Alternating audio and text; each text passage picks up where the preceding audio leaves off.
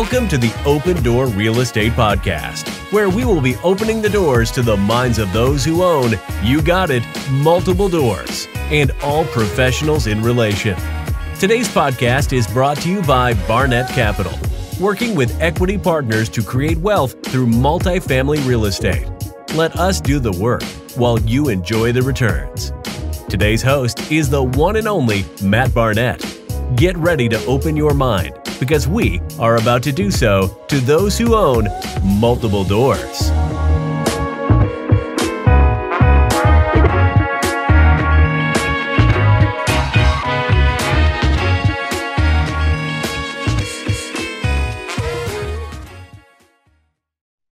All right, what is going on, everybody? Welcome to the 5th episode of the Open Door Real Estate Podcast. Today, we have an amazing guest, Mr. Jamie Gruber. Thank you so much for being on here and taking the time out of your day to do so. Oh, man, it's my pleasure. I'm glad to be here. Thanks for having me. Absolutely. And for those who don't know who Jamie is the co-founder and president of the Multifamily and More group of networking communities, which they currently have 17 chapters across 15 states with over 6,000 members, which is just insane.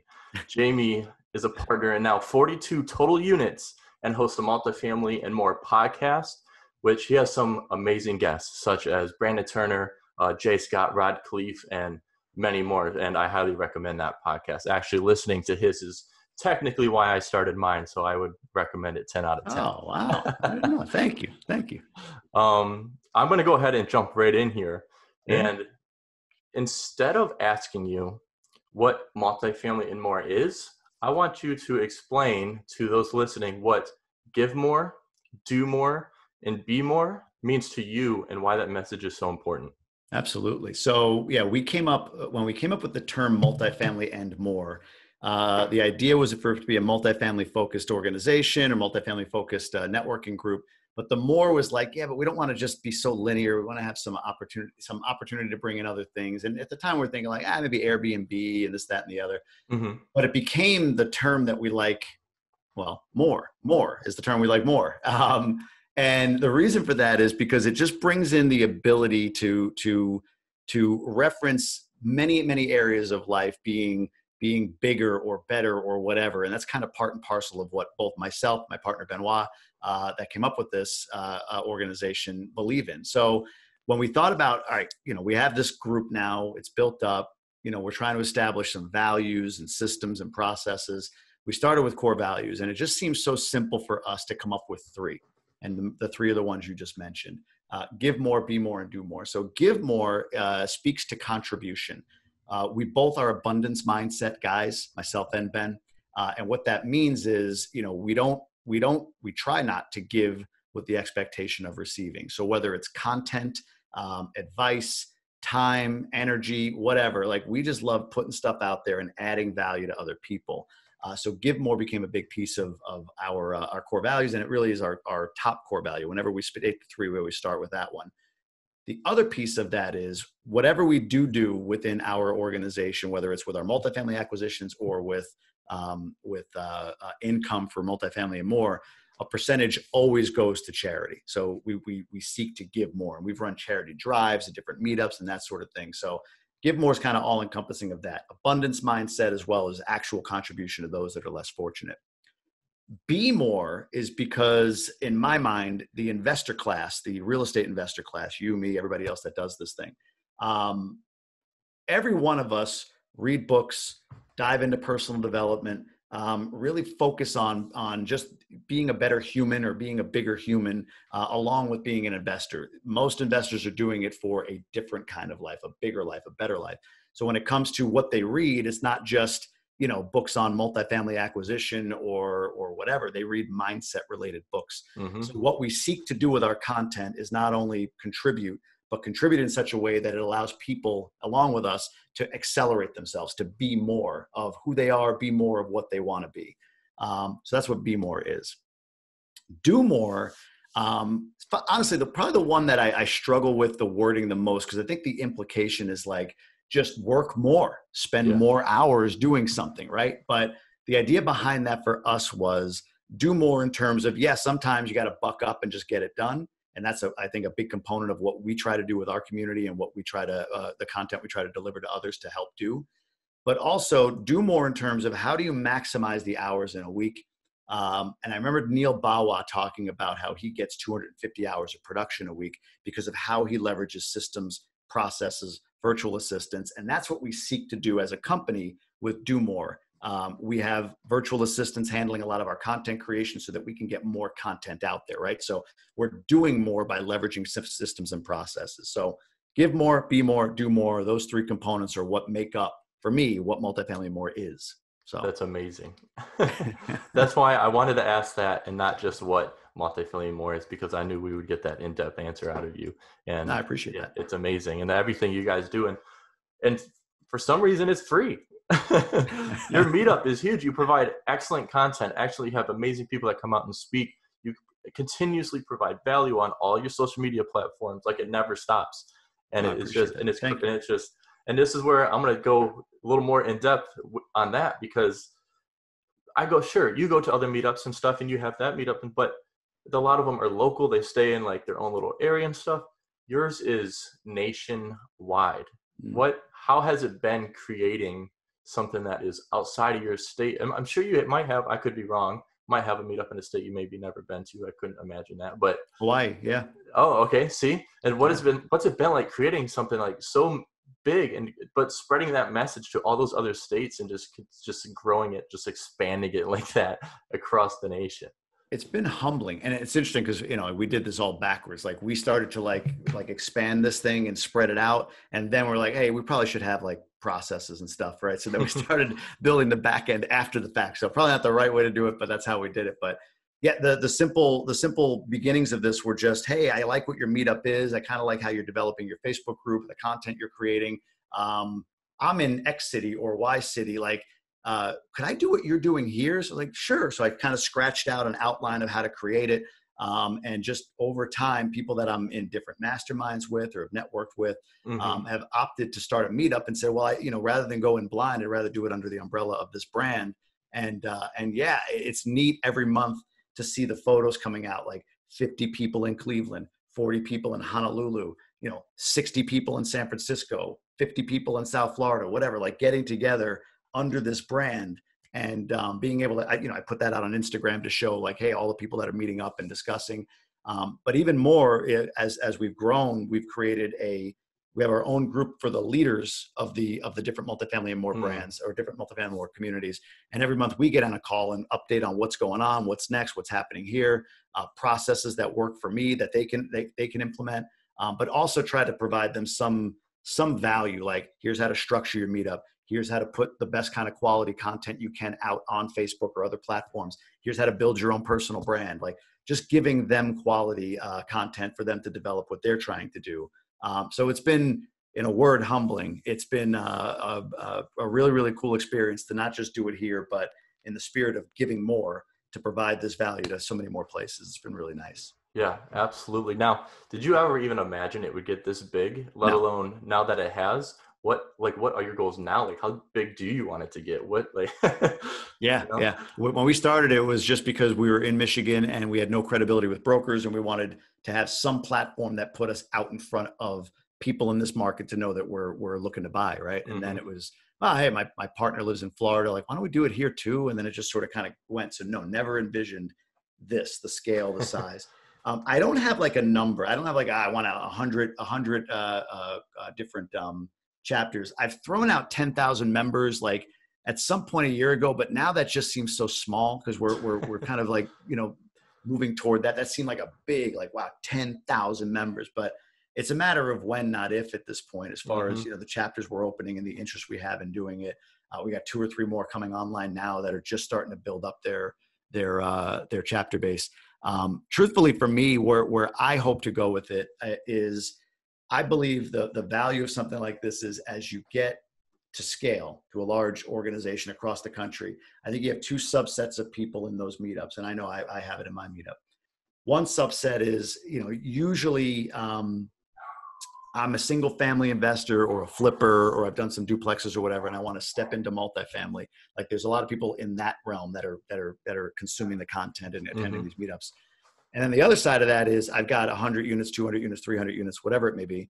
And for me, I'd like to take the folks that are doing that, 200, 300 units, 100, whatever, certain level of individual. I'd like to find out who those people are in each one of these communities and create a mastermind for them to walk out the door every morning. And instead of walking out into the street where there's 1,000 people and only one of them are actually on the level that you are, but walk into a room virtually or otherwise in a mastermind where they're just, everyone that they talk to is a 50 plus or 100 plus unit operator. And they get the value of being in that shared space. So I want that for them. And on the other end, the folks that are trying to kind of step into the next level, just develop the content or maybe some sort of curriculum for those folks to achieve exactly what they're looking for, which is getting that first multifamily and eventually financial freedom. So yeah, that's where I see it going. That's amazing. It's the value there is endless. I think you couldn't have a better message behind it. I wouldn't even say back it up because you provide the value there anyways, but just to have that message that's so strong and do those type of things just makes it that much better. Yeah. You guys keep it so like genuine. Like there's no sales pitches really ever. Actually, I don't think there even has been one. Now that I think about it. We've done we did an event where we sold tickets in Detroit, but there was some offset to cost there. So yeah, look, we have a monetization plan with this, but it's not a let's I don't know. It's not like what you're talking. I know exactly what you mean. Like it's not a pitchy thing. It's more like, hey, I think we've proven that we add value. If you want more of, we're going to continue to do that.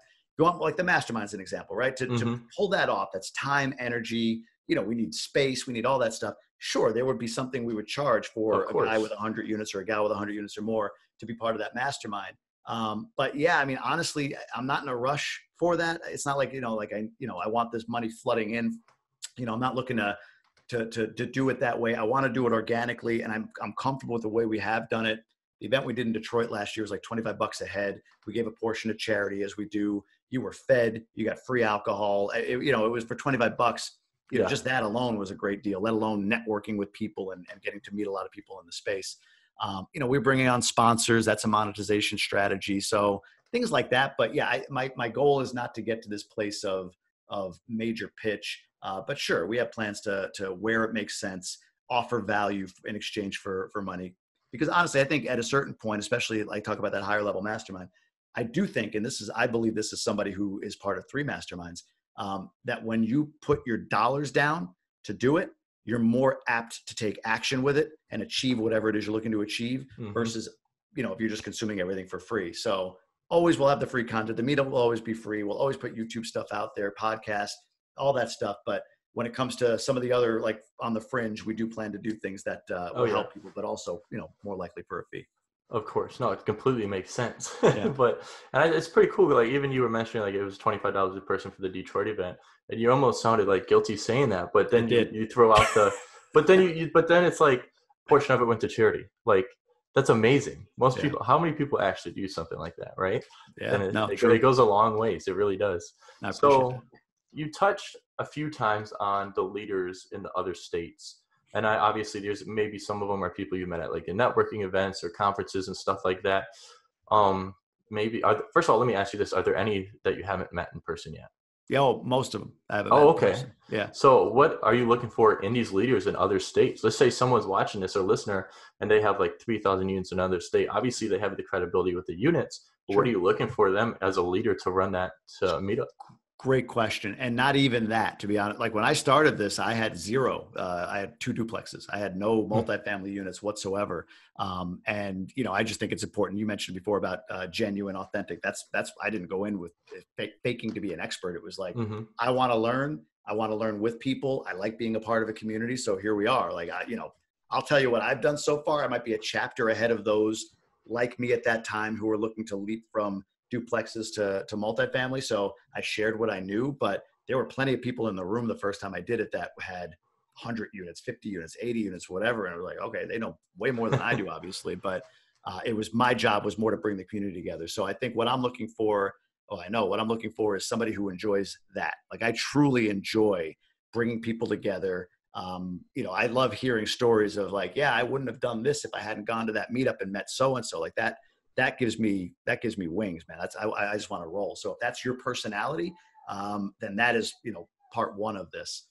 The other part is a level of consistency. It's very difficult to run a meetup group, schedule meetups, plan them, do all of that, all for free, right? And be consistent with the content that you're creating, with putting things together, with getting people together.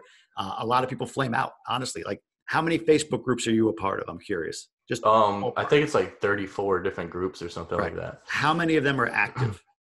Probably like 8. That's probably a better ratio than I would have given it, right? Like so many groups are not active, but that's not because there was an intent, right? Everybody intended to start this group and do things, but it does. It's like, if you're not willing to go in and post daily or close to every day, if you're not willing to go in on other people's posts and comment on every one of them, if you're not willing to like and comment and respond to people who comment on your post, right? Like all of it, all the time. If you're not willing to do that stuff, then, that's what I'm not looking for. I'm looking for somebody who's like kind of geeked up to do that. Yeah. And the return, again, give more, there's no expectation of a return, but I can just say that the return for me is every one of my 42 units that I've acquired have been through networking in this group. Like, I haven't done anything with a broker yet. It's all been through networking with this group, different groups around the country within the Multifamily and More brand, and the Michigan group specifically. So there's that.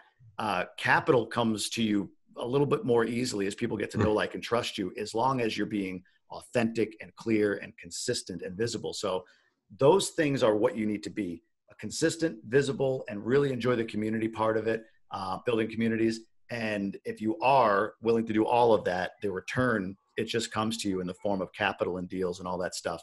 I've seen it with other group leaders as well. And that's, I think, the simple parts of what it takes to be a group leader. You don't need experience in multifamily. You don't need any of that. It's just a passion for communities, consistency with developing content. And that's it. Yeah. Desire to add value. That's it. You couldn't have touched on that any better. And I think obviously the honesty, integrity part's always going to come, as long as you stick to that. But consistency is a huge one. You don't even have to be good at what you're doing, but if you do it consistently and people see that, and if you're going to post something, you say you're going to post something twice a week, every week, and you do it, it could be the worst thing ever, but you're going to have way more interactions and stuff than someone who's amazing at it, but posts once a month randomly. Dude, I say it all the time: quantity over quality. Yeah. I think we talked about that, but quantity over quality. It's quality will be determined by how people react to your quantity, in my opinion. So you got to put stuff out there, whatever feels authentic. That's the key word to all of it. If it's forced, like, I should put a quote out because people do quotes, but you don't want to do that quote. You can just tell, right? You can tell when it's incongruent with the individual. Like, this post doesn't make sense given what I've learned about this person. But if it's an authentic post, put it out there. And if nobody reacts to it, then whatever, you put it out there for you, for that matter. But if you're looking at your insights and your metrics and you say, you know what, it seems like people really enjoy this sort of stuff, and when I put it out around this time, then you can tailor your content in that way. But just quantity over quality for sure. And authenticity, again, I think is a currency that is in short supply, and people are dying for it. So I believe in those two things wholeheartedly. Absolutely. I couldn't agree with you more on that. And before I get to this next question, I feel like I am going to take a little bit of a step back here. Sure. And I'm just curious because I'm going to speak on CF Asset Group here for a second. Yeah. But how did you meet Ben? I'm just going to say Ben because I will probably not be able to pronounce his name. But yes. How did you meet him? And then how did you create that partnership? And I'm assuming that's who you created CF Asset Group with. Everything's with Ben. Yep. Okay. We met both being part of the Jake and Gino Wheelbarrow Profits community. Okay. Yeah. So we started in that group, or we joined that group when it was fairly new, and I was the only Michigan guy. There's like 5 or 6 Michigan guys in there now. And Ben, living in Florida, worked for a turnkey company investing in Detroit. So he himself invested in Detroit. He owned a few single family homes. And when he went into the Wheelbarrow Profits group, the Jake and Gino group, like me, he was looking to go to multifamily. And since he knew the Detroit, Michigan market, that's where he wanted to go. So he posted in that group, "Hey guys, I'm looking to invest in Michigan." I'm the only other guy that wanted to say that in that group because I'm here. So we started talking, just it kind of organically grew. We started chit-chatting. We started talking about what kind of deals we're looking to do. It seemed like we were kind of in sync on that. At some point we did, I don't know if you're familiar with disc profiles, but like a personality test with each other, so we can kind of understand what's his skill set, what's mine, with the goal of, and we were blessed to have us having opposing or complementary skill sets. So we're not the same. Like he's the basement dwelling spreadsheet guy, and I'm the look at me, I'm on social media guy, right? Like that's our skill set. So he flew up. We scheduled a few properties to go through. We walked through them. We kind of chatted about it, and this is probably over a 3 or 4 month period that we said, you know what, this works. We have similar values. We have similar goals. We get along well. We communicate well. We put together a partnership agreement and started CF Asset Group. So CF was for cash flow asset group. Oh, and, I should have known. Right. And we did that. And again, we got frustrated with brokers. So started Multifamily and More. And again, that led to our first deal late in 2018. So. Yeah. And now when brokers come to you, you can be the one saying no.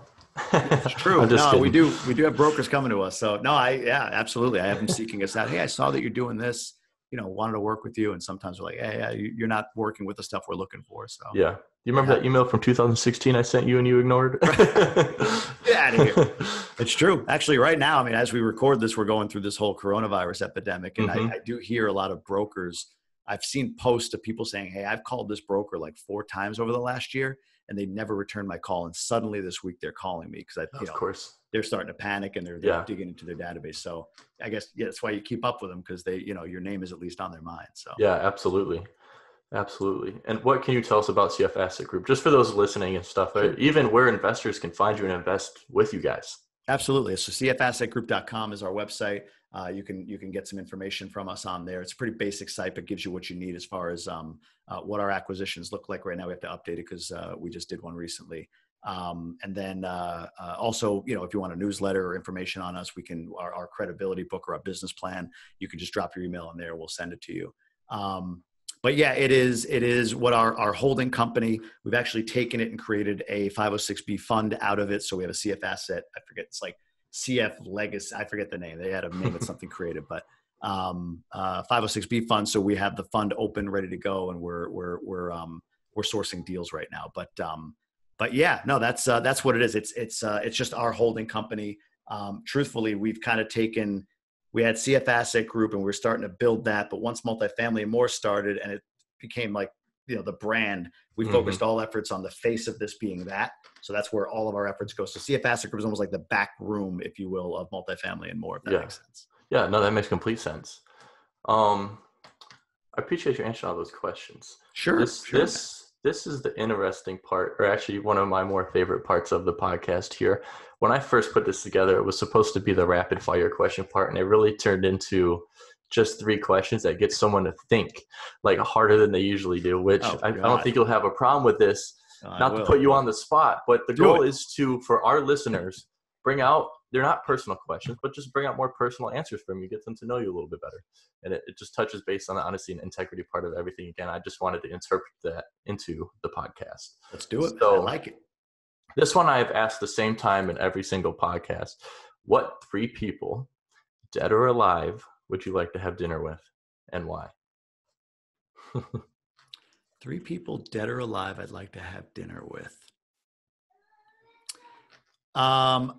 So you're looking for like learning more about the person. What my mind goes to with this is, what are my values? What do I want to achieve? And who are those people that may have achieved with similar values to what I want to do? Who would I have dinner with?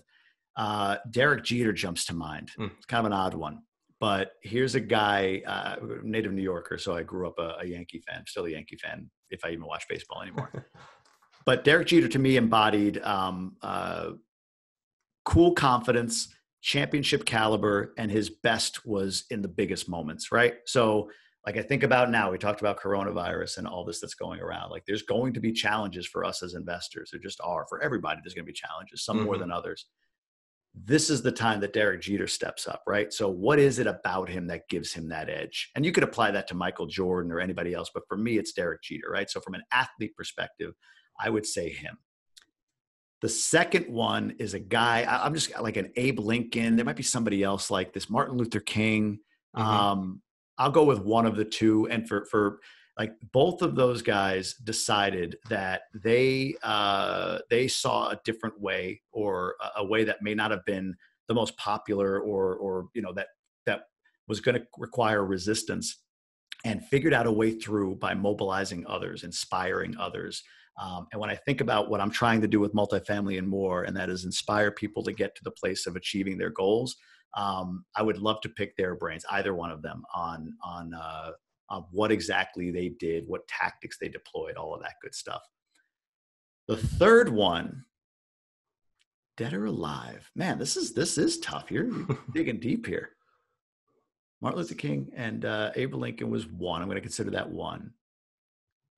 So far, basically everyone said Elon Musk in one of their three. Yeah, that seems kind of cliche. He's interesting, but I'm not like driven to want to like meet the guy or have dinner with him. But you know, I think the third one. You know, boy, you don't have to have one. I want three. You asked for three. I want to have three, and I'm trying to think of who else would I be interested in sitting down with and meeting. Yeah, I struggle. I don't know. It might be a relative. You know, probably some like a relative from way back when, just to know my roots a bit. But that's good. Yeah, right. Like just to go back to somebody that lived in the 1600s, one of my distant relatives, to understand a little bit more about me and just to see like me in them, like my DNA is there. Like, do they look like me? Do they sound like me? What is that like? Right. But yeah, I would want to meet with champions and people who were able to inspire action, especially when it was not popular to do so. Like, I don't think I'm there. I'm not doing anything that's not popular, but the fact that they were able to get a movement going, like the Martin Luther Kings and the Abe Lincolns and other people like that, Gandhi, they were able to create a movement in the face of extreme opposition. It makes it, for me, feel like, man, if they can do that in those circumstances, why couldn't I do that without resistance, right? So what are the tactics? What do they do? What is it about them? I would love to hear them evangelize on you know who the third one would be? Honestly, it would be Gary V. Gary V. Okay, that's a good one. Third. Yeah, but I would love to hear, just for obvious reasons, social media, the whole thing. I would love to hear them evangelize on their cause, because I think that's what it ends up being. Is so when somebody's like evangelical about what they're trying to do, I think that's what creates movement. And I would just love to be in the presence of that and feel that. So that's what I got. Well, that was amazing. That was a solid. Those are three really good ones. And so the second and third are going to kind of follow each other up here, question-wise. Sure. So what's the best advice you've ever received? Do you is the best advice I've ever received. Do you, be you, whatever. Authenticity is what's at the root of that. So, you know, so often in my life, you know, I'm 41 at this point, and so often in my life, I've absolutely tailored what I should be doing or whatever based on what somebody else feels is the right action of me, whether that's a boss, a parent, a spouse, my wife, you know, somebody that seems like they're, you know, further ahead than me in the multifamily space. You know, you might meet somebody a little starstruck or whatever. Oh, wow, that they're doing something. So you act maybe a way that you think they would want to receive you. The older I get and the more I dive into personal development, and the work I've done in some of these masterminds is around, you know, getting rid of all that and just forging forward as authentic you and being okay with that, putting down other people's feelings about you. Because at the end of the day, who really cares? I live with me 24 hours. Everybody else lives with me for 5 minutes in their head, up to, you know, a few hours a day or whatever the case may be. But I got to be comfortable with me. And I think just the idea of just be you, do you, react the way you want to, is powerful advice I've gotten from many people. And it's advice I'm finally starting to take. That's amazing advice. So following that, what has been like, and this could be any point in your life, what was like the biggest challenge you had? And then what did you learn from it? Just kind of following up with that advice you received. Such a great question, especially now, because we're in one of those times with, again, this virus that it's easy to get sucked into and what's going to happen and oh my goodness and all that stuff. And I've been championing the idea of asking what's great about it, like not the virus itself, but what's great about these times. Because what will happen one day is we'll look back at this and we'll look at the circumstances of our life one day, and we'll be able to root back to this as being what changed it for the positive. Like, it was a terrible thing to go through, but had it not happened, then I wouldn't be here today. We all have that experience now. We've all gone through down times that today, as we look back at it, actually ended up serving us, right? And I think it's important to focus in on that right now. What is happening right now is terrible, but one day you'll be able to look back and something will change. And you could track that back through history. World War II, after that, huge changes in how we operate as society to the better, right? All the, go back and forth. So for me, the darkest period, I had two in my life was, and I'll be brief on the first one, in my 20s, I was checking the boxes of going down, through college, got a job, got a car. Now I'm supposed to meet a girl and get married. So I met a girl and supposed to get engaged to you. So I got engaged to her, and I was engaged to her for a couple of years, knowing probably the whole time it wasn't the right thing. So about 3 weeks before the wedding, I can't believe I did it. I called it off 3 weeks before. Just a jerk move, but it's what I decided to do. I should have done it way before, but it's when I decided to do it. That was, as you can imagine, difficult. The time leading up to it for me was stressful because in my head, it's like, do it now. It's like, wow, it's Christmas time. I don't want to do it now. Her birthday's coming up. I don't want to do it then. Like I always had a reason not to go through the pain. But by doing so, I remember getting to a place where I decided, man, you know what, if this is what marriage is supposed to be, because all my buddies would kind of complain about their wives and it would make me feel better for a month or two. And then I'd go back to like, I don't want to be in this relationship. And I got to the point of, if this is what it is, I don't want to be married. And I was completely content with the idea of I can just be by myself. Went against my DNA, my parents, all my upbringing was you meet a girl, you get married, right? But I came to peace with that. And 2 weeks later, I met my wife, right? So it was a learning for me that when you get to a place of being able to accept the absence of is when what you truly want arrives, right? So that was my first learning of that. The second time in my life that I went through that was a couple of years ago, moving to Michigan. I had a difficult time with my boss. I moved here for the job I wanted and then struggled mightily with interacting with her, getting on the same page with her. And it was a time in my life for a few months where I wasn't sleeping. I wasn't present for my family. I didn't know what the next steps were going to be. I thought my organization was progressing. My boss saw it differently. So what's my job prospects? Do I have a job? All of that.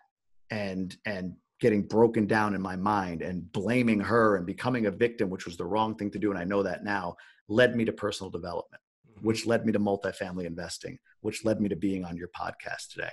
So that dark time, again, served me today to be where I am. And I'm really happy with the person I am. And I know this dark time or other personal dark times are coming. And when you know that and think about it in that way, then you can reframe your mind to think, when I'm down, it's time to get excited, because when that up comes, it's going to be even better. Get through the down, duck and cover, get through the down, and the up is coming. So those are the things that have served me those two times in my life. Yeah, those are perfect examples. And I think, just to touch on it just for a second, those times, when you're in those times, they suck. But then, like you're basically saying now, 3, 4, 5 years later, you look back and you couldn't be more thankful for them. Correct. It created who you are, made you that much more better of a person. Yeah, that's a better way of saying it, a way more succinct and clear way of saying it than I said. But you're right. Yeah, you look back and say, I'm so thankful for that. Exactly. Yeah, absolutely. 100%. All right, those were the questions. I'm going to get us back out of the deep talk here. Sure. See, here I have a book of recommendation you put here, but before I ask you what it is and about it, do you ever plan on writing a book? It's not like it's not like something I'm absolutely passionate about, but I have poked around at the idea of it. I just don't know what it would be about. So right. Maybe when it comes up, you'll know.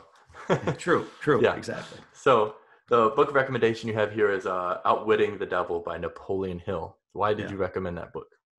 Everybody loves Think and Grow Rich, right? I love Think and Grow Rich. It's a great book.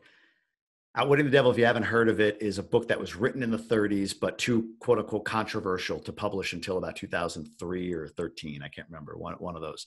And the reason it was controversial was, if you read it, you're gonna be like, this is controversial, but you got to put yourself in the mindset of 1930s to see like, okay, I could see how it might've been controversial back then.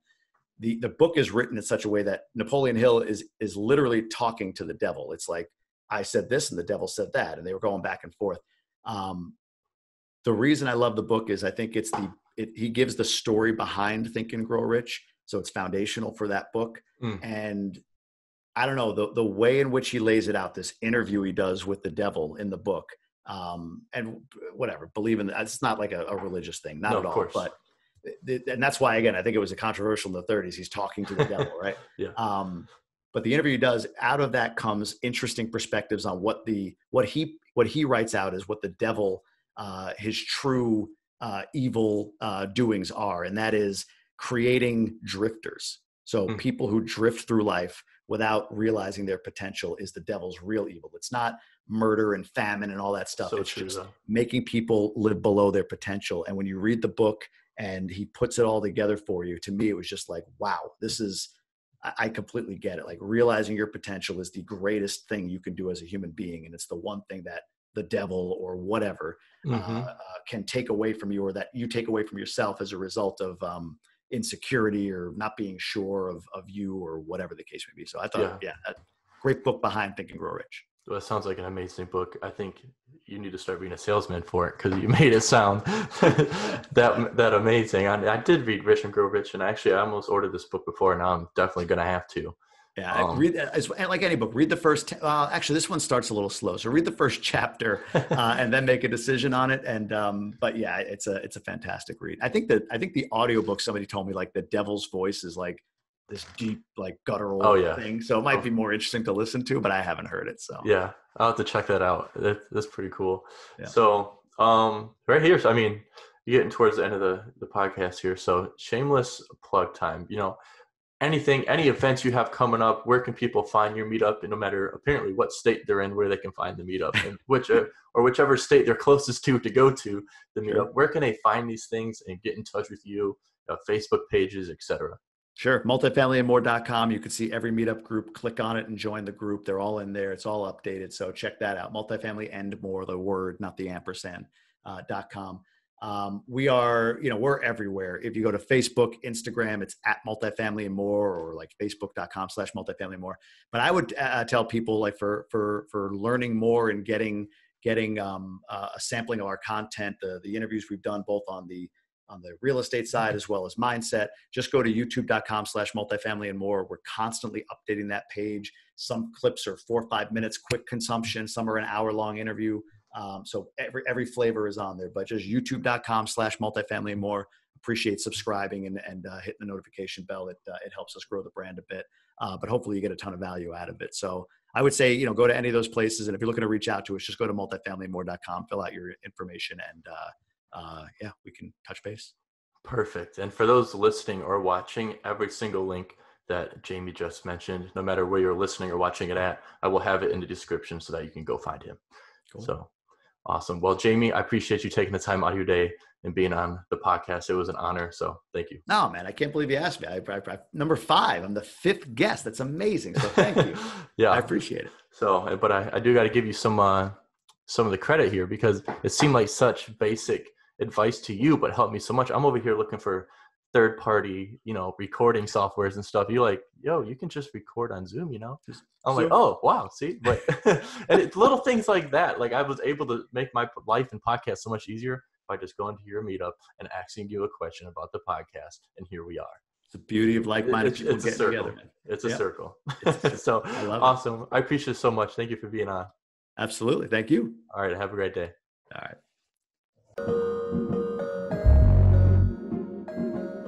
Thank you for listening to today's episode of the Open Door Real Estate Podcast, brought to you by Barnett Capital, where every Monday we will be opening the doors to the minds of those who own multiple doors. You can find all past and future podcasts at BarnettCapitalCO.com/podcast or Facebook.com/BarnettCapitalCO. Thanks for listening.